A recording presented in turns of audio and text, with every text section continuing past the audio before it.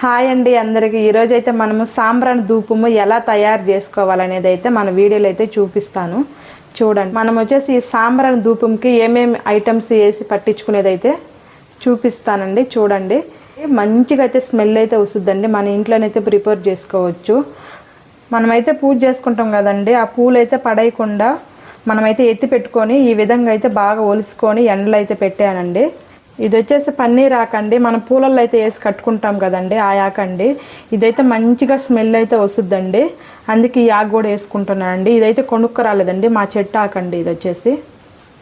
ఇది వచ్చేసి సాంబ్రాన్ అండి. నేనైతే అంగట్లో అయితే తీసుకొచ్చుకున్నానండి, ఒక ప్యాకెట్ తీసుకొచ్చుకుని ఈ విధంగా అయితే చేసి పెట్టుకున్నాను.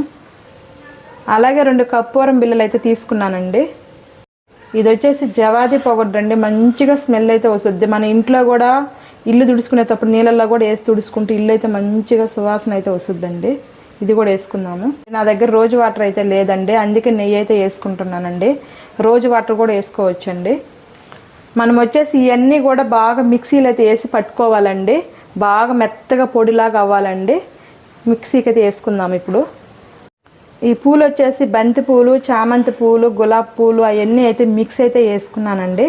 వేసుకొని అయితే పట్టుకుందాం ఇప్పుడైతేను.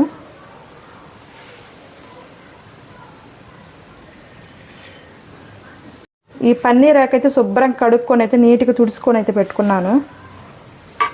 అలాగే సాంబ్రాణి వేసుకుందాము.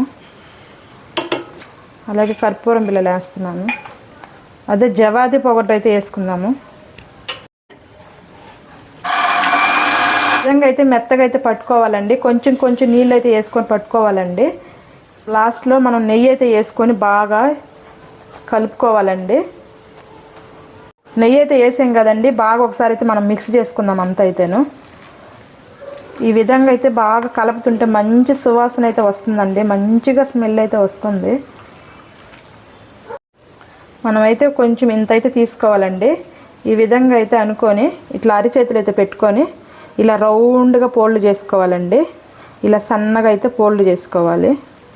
చూడండి, ఈ విధంగా అయితే చేసుకోండి. అంతేనండి, సింపుల్. ఇంకా మంచి మంచి వీడియోలతో అయితే మీ ముందుకైతే వస్తానండి. మనకి దేవుడికి కావాల్సిన ఏమన్నా ఇలా తయారు చేసుకుని అయితే చూపిస్తూ ఉంటానండి మన వీడియోలు అయితేను. ఫస్ట్ టైం చూస్తున్నట్టయితే సబ్స్క్రైబ్ చేయండి, అలాగే లైక్ కూడా చేయండి అండి. ఇలా చేసుకున్న సాంబ్రాణి ధూపం అయితే మనం ఎండలో 2-3 రోజులు అయితే ఒక ప్లేట్లో పెట్టుకొని ఎండలో పెట్టుకుంటే బాగా అయితే ఎండతీయండి. ఇంతేనండి, సింపుల్. ఎవరైనా చేసుకోవచ్చు. మనం డైలీ పూజ చేసిన 1 నెల వస్తుంది, లేదంటే 2 నెలలు కూడా వస్తాయండి యూజ్ చేసి.